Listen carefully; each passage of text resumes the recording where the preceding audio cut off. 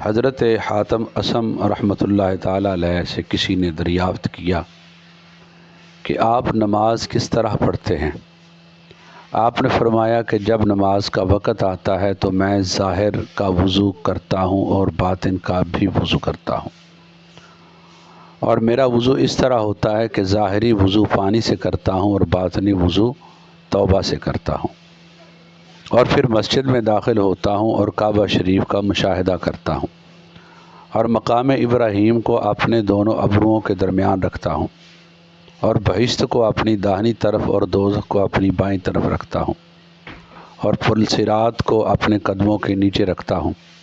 اور ملک الموت علیہ الصلاۃ والسلام کو پشت کے پیچھے خیال کرتا ہوں، اور دل کو خدا کی طرف متوجہ کرتا ہوں بلکہ اس کو سونپ دیتا ہوں۔ اس وقت بڑی تعظیم کے ساتھ تکبیر کہتا ہوں، اور بڑی حرمت کے ساتھ قیام کرتا ہوں، اور بڑی ہیبت اور شوکت کے ساتھ قرات کرتا ہوں، اور بڑی عاجزی کے ساتھ رکوع میں جاتا ہوں، اور نہایت عاجزی کے ساتھ سجدہ بجا لاتا ہوں، اور بہت ہی حلم اور بردباری کے ساتھ قعدے میں بیٹھتا ہوں، اور نہایت شکر گزاری کے ساتھ سلام پھیرتا ہوں۔ میں اس طرح نماز پڑھتا ہوں۔ اللہ والوں کی نماز واقعی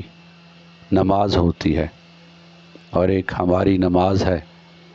کہ جس میں ہزارہا خامیاں پائی جاتی ہیں۔ اللہ رب العزت ہماری نمازوں کو اپنے صالحین اور نیک بندوں کے طفیل قبول فرمائے۔